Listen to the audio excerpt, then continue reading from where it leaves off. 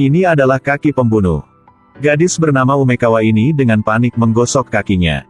Karena kakinya sangat indah, sangat cantik sehingga Taro jatuh cinta, jadi Taro menghabiskan banyak uang buat dia dalam setahun. Setiap hari dia tidak melakukan apa-apa, tetapi asyik melihat kaki Umekawa. Di malam hari, dia juga duduk dan melihat kakinya. Saya hanya ingin pergi tidur. Karena saya ingin menjaga keindahan itu selamanya. Dia meminta Taida, seorang pembuat boneka, untuk menjadikannya model punya kaki seperti Umekawa. Jadi Taida menyuruhnya berbaring. Kemudian angkat kakinya yang panjang sehingga dia bisa mengukur ukuran kakinya. 3 hari kemudian, modelnya selesai. Tapi ketika dia menyentuh kaki palsu yang mulus, Pak Taro marah. Mati kau. Bisnis apa yang tidak punya hati, tetap tidak tercapai. Tapi Umekawa tidak tahan lagi. Dari kecil hingga besar, kemanapun dia pergi, seseorang melihat kakinya. Orang-orang busuk ini harus pergi. Memikirkan itu, Umekawa menusukkan pisaunya kepadanya. Taida meninggal di tempat. Kemudian dia menendang Tuan Taro ke bawah, menginjak wajahnya sambil mengutuk. Bukankah kamu senang melihat kakiku? Hari ini aku kasih lihat sampai kau bosan aja. Setelah mengatakan itu, Taro dibunuh. Menggunakan kaki sebagai senjata bukan hanya Umekawa. Anda melihat gadis kuno ini belajar sangat cantik. Angkat pinggul, goyangkan pinggang, lalu tunjukkan kaki panjang. Gadis itu terlihat sangat menawan tetapi dia bahkan bukan manusia. Angkat kaki dia tinggi-tinggi dan buka roknya. Apakah makan orang yang salah? Gadis bernama Hoaban ini sebenarnya adalah bunga cinta di pegunungan. Suatu hari dia melihat gambar di tangan seorang siswa.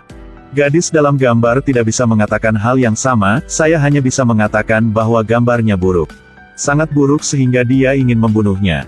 Hanya bercanda, Hoaban sebenarnya mencintai sarjana ini, dia bahkan ingin menikah dengannya. Tapi penganut Tao tidak bisa menerimanya manusia dengan iblis. Lonceng perunggu berbunyi, formasi juga disiapkan. Tanpa diduga, orang yang muncul bukanlah Hoaban. Tapi pemimpin di dunia bunga cinta, Yizong.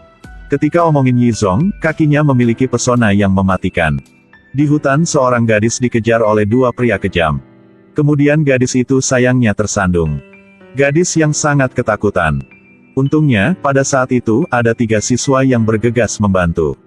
Mereka mengejar 2 penjahat, salah satu dari mereka datang untuk menghiburnya. Nona, apakah kamu baik-baik saja?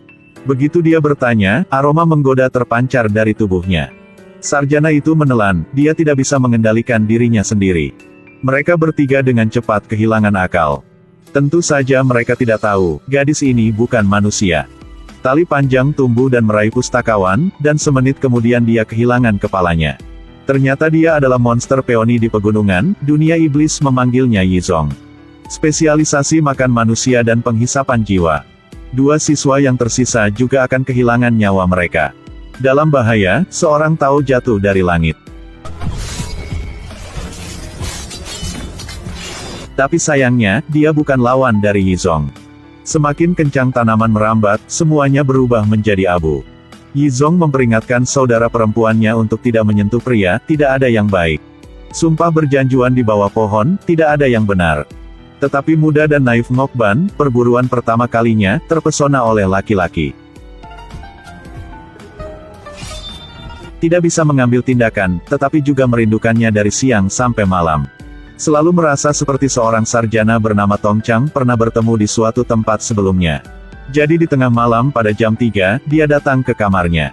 Kali ini, menari, membaca puisi, melakukan segala macam trik.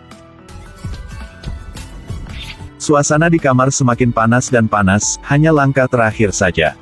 Siapa yang mengira bahwa saat yang menentukan akan ada seorang Tao datang untuk berhenti dianya. Tapi Chang Zaitian berlari untuk menghentikannya. Sang Taois masih bersikeras bahwa manusia dan yokai berbeda, dan memutuskan untuk merapal mantra. Pada siang hari berikutnya, dia siapakan untuk mengusir setan. Kali ini Yu Pan berbahaya. Belum pernah melihat mantra yang begitu efektif. Sang Taois mengatakan 5 sen per lembar, sangat efektif. Misalnya, lembaran kuning ini, yang direkatkan pada senjata, dapat memotong besi seperti lumpur.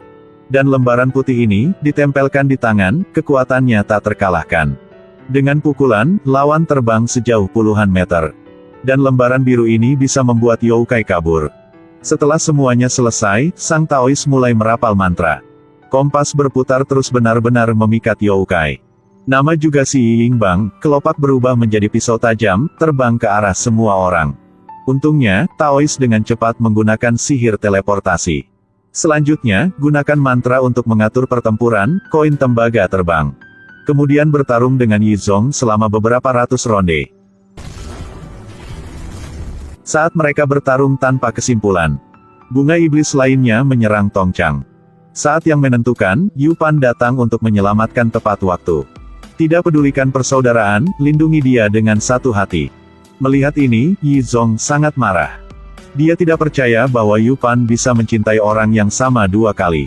Ternyata 7 tahun yang lalu, Yu Pan masih seorang wanita muda Cao Fu dan membuat janji dengan Tongchang. Tapi pernikahan ini, Cao Dai tidak setuju. Jika ingin menikah dengan Yu Pan, Tongchang harus ikutin ujian di kota. Dan bersumpah bahwa setelah menjadi terkenal akan kembali menikahi Yu Pan. Tapi sebagai aturan, pasti ada yang aneh terjadi. Dia udah sukses tetapi mengkhianati Yu Pan dan menikahi putri Perdana Menteri. Tulis saja surat perpisahan untuk. Yu Pan sedang hamil 6 bulan saat itu dan menjadi bahan tertawaan penduduk desa. Cao Dai sangat marah hingga dia meninggal. Setelah hamil anak yang buruk dan ayahnya mati, itu adalah nasib buruk. Yu Pan, patah hati, menusuk kepalanya ke pohon kegembiraan dan bunuh diri dan berubah menjadi iblis bunga. Dia kehilangan ingatannya sebelumnya. Tapi sepertinya semua udah diatur oleh Tuhan, Yu Pan sekali lagi jatuh ke tangan pengkhianat. Yang lebih buruk adalah dia kembali kali ini untuk mengambil nyawanya. Istri sekarang dia belum hamil selama 7 tahun, ketika dia membaca ramalan, dia mengatakan bahwa Yu Pan sedang membaca mantra padanya. Kali ini dia kembali untuk selesaikan masalah lalu. Orang yang pernah dia cintai ada di depannya, dia mengeluarkan pisaunya tetapi tidak bergerak. Apakah rasa malu di hati atau ada skema lain? Akankah penipu memiliki akhir yang baik? Jika Anda ingin tahu jawaban dari pertanyaan ini, tonton film Revenge of the Flowers. Film ini diadaptasi dari cerita Zhong Liangsa dalam Yindang de Nanhai. Plot unik dengan efek yang luar biasa. Jika Anda tertarik, jangan lewatkan. Oke, video hari ini berakhir di sini. Sampai jumpa di video spesial lainnya.